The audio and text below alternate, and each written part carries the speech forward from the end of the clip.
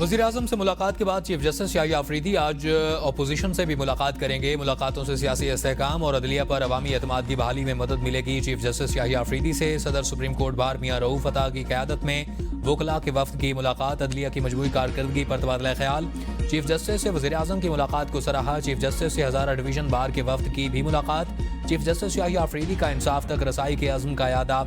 हज़ारा division के दूर दराज इलाकों के दौरे का ऐलान। कहा बेंच और बार की इज्तिमाई दानिश अदालती निज़ाम के लिए नागुज़ीर है। कानूनी बरादरी के ताउन के बगैर मुअस्सर निज़ाम इंसाफ मुमकिन नहीं। हज़ारा डिवीज़न के वकला अदालती तरबियती कोर्सेज से इस्तिफ़ादा हासिल करें।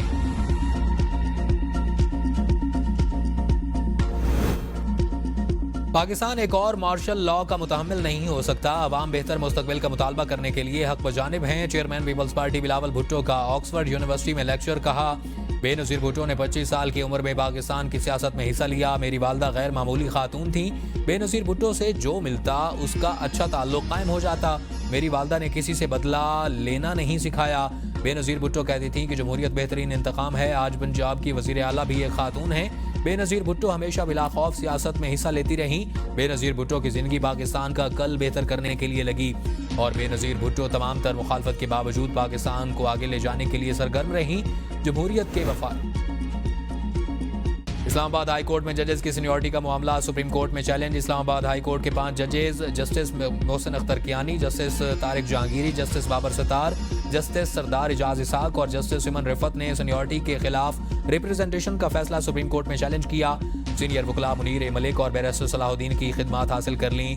दरख्वास्त में तबादले वाले 3 जजेस को काम से रोकने की इस्तदा। दरख्वास्त में मौक़िफ़ इख्तियार किया कि जस्टिस सरफराज डोगर को कायम मकाम चीफ जस्टिस के तौर पर काम करने से रोका जाए। ट्रांसफ़र होने वाले जजेस को काम से ना रोका गया तो नाकाबिल तलाफ़ी नुकसान होगा। साबिक चीफ जस्टिस आमिर फारूक ने 5 जजेस की सीनियरिटी रिप्रेजेंटेशन मुस्तरद कर दी थी।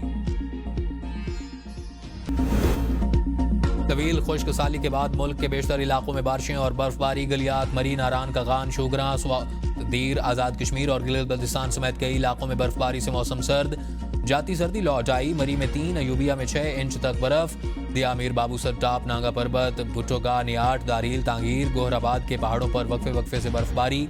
गिजर के बालाई इलाकों में भी पहाड़ों ने सफ़ेद चादर ओढ़ ली। वादी अलीपा में पहाड़ों पर बर्फबारी का सिलसिला जारी। ज़ियारत के मैदानी इलाकों में 12 इंच, पहाड़ी इलाकों में 3 इंच तक बर्फबारी रिकॉर्ड।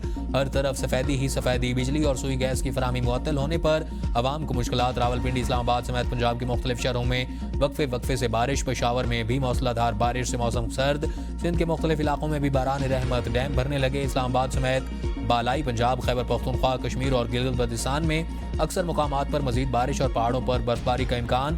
खित्ता पुठवार और शुमाल मशरक़ी पंजाब में चंद एक मुकामात पर जालबारी की तवक्को।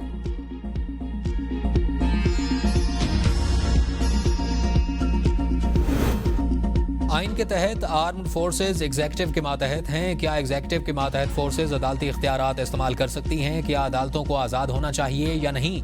जस्टिस जमाल मंदुखेल का फौजी अदालतों में सिविलियंस के ट्रायल के खिलाफ इंट्रा कोर्ट अपीलों पर समाअत में इस्तफसार।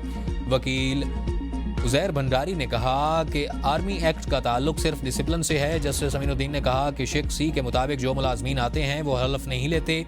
वकील ने कहा कि शिक सी वालों का कोर्ट मार्शल नहीं कर सकते। कोर्ट मार्शल ऑफिसर्स का होता है। जुर्म की नौइयत से बुनियादी हुकूक ख़त्म नहीं होते। जस्टिस अमीनुद्दीन खान ने कहा कि जुर्म की नौइयत आर्म्ड फोर्सेज मेंबर्स बताएंगे। वकील ने अगर 2(1)(d)(1) को आर्टिकल 8 की शिक 3 से मुंसलिक किया गया तो फिर FB अली केस पर भी नजरसानी करना पड़ेगा। जस्टिस जमाल ने रिमार्क्स दिए कि सारा मसला FB अली से शुरू हुआ। जस्टिस मुजरत हिलाली ने रिमार्क्स दिए कि सारा केस FB अली से जुड़ा हुआ है, लेकिन FB अली केस का किसी को इल्म नहीं। केस की मजीद समाअत 24 फरवरी तक क्वेटा में शाबान पुलिस नाके पर मुसल्लह अफराद का हमला। 2 अहलकार शहीद, 1 जख्मी। पुलिस के मुताबिक नामालूम अफराद ने हमला किया। शहीद होने वाले अहलकारों में हेड कांस्टेबल शमसुल इस्लाम और कांस्टेबल रमजान शामिल। कांस्टेबल आसिफ रजा फायरिंग से जख्मी हुआ। बानी PTI की रिहाई के लिए नई हिकमत अमली बनाने के लिए कायम कमेटी 2 हिस्सों में तकसीम। 4 अरकान ने अलग अलग इजलास किए। सलमान अकरम राजा, उमर अयूब, शेख वकास अकरम शरीक न हुए। अली मोहम्मद खान, साहिबजादा हामिद रजा, रऊफ हसन और दीगर इंतजार करते रहे। قائدین کے بروقت نہ پہنچنے پر اجلاس شروع کر دیا گیا۔ اجلاس آج دوبارہ طلب 11 رکنی سیاسی کمیٹی عمر ایوب کی سربراہی میں قائم کی گئی تھی۔ ذرائع کے مطابق عمر ایوب نے کہا کہ مجھ سے پوچھے بغیر کمیٹی کا اجلاس بلایا اور جگہ مقرر ہوئی۔ اجلاس ایسی جگہ بلایا جائے جہاں سب اراکین پہنچ سکیں۔ کمیٹی میں اسد کیسر، شبلی فراز، جنید اکبر، میاں اسلم، اقبال بھی شامل ہیں۔ پی ٹی آئی قیادت کو سیٹیں کھونے کا ڈر، بانی پی ٹی آئی کی حکم دولی، ارکان اسمبلی سینیٹرز کے خلاف کارروائی نہ کرنے کا فیصلہ۔ پی ٹی آئی لیڈرشپ بانی کو ایک دفعہ پھر منانے کی کوشش کرے گی۔ پارٹی لیڈرشپ نے متعلقہ ایم این ایز اور سینیٹرز کو نکالنے کی بجائے ذیلی کمیٹی بنانے کا فیصلہ کیا۔ ذیلی کمیٹی اراکین اپنی سفارشات مرتب کرے گی۔ سفارشات اڈیالہ جیل میں بانی کو پہنچائی جائیں گی اور حتمی فیصلہ ہوگا۔ پارٹی سے ایم این ایز اور سینیٹرز کو نکالنے کے بعد نشستیں حکومت کے پاس جا سکتی ہیں۔ نشستیں محفوظ رکھنے کے لیے ضروری ہے کہ اراکین کو نہ نکالا جائے۔ بانی پی ٹی آئی نے 26ویں آئینی ترمیم میں پارٹی سے رابطہ نہ رکھنے والوں کو نکالنے کا حکم دیا تھا۔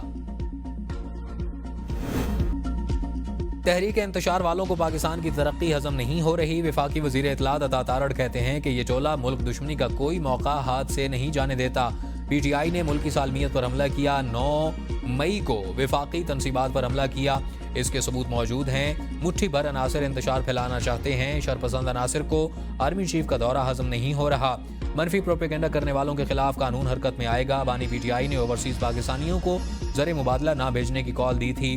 اوورسیز پاکستانیوں نے بانی پی ٹی آئی کی کال مسترد کی اور زر مبادلہ کے ذخائر میں اضافہ ہوا۔ جعلی اور غلط خبریں بڑا چیلنج، فیک نیوز سے نمٹنے کے لیے عالمی سطح پر جامع علامات مرتب کرنا ضروری ہے۔ سوشل میڈیا پر مصنوعی ذہانت کا استعمال منصفانہ ہونا چاہیے۔ وزیراعظم شہباز شریف کی زیر صدارت ملکی برآمدات میں اضافے کے لیے اجلاس۔ اگلے 5 سال میں برآمدات کو $60 بلین تک پہنچانے کا ہدف مقرر۔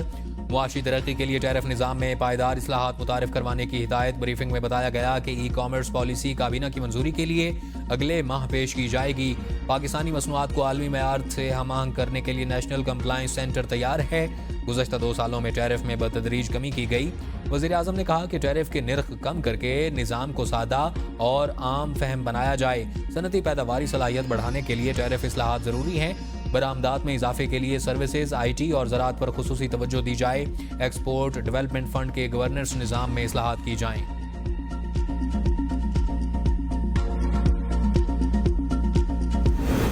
رمضان المبارک میں فی کلو چینی پر 20 روپے سبسڈی دینے کا فیصلہ۔ چینی 130 روپے کلو فروخت کی جائے گی۔ وزارت صنعتی پیداوار نے 4 صوبوں کے چیف سیکرٹریز کو مراسلہ بھجوا دیا۔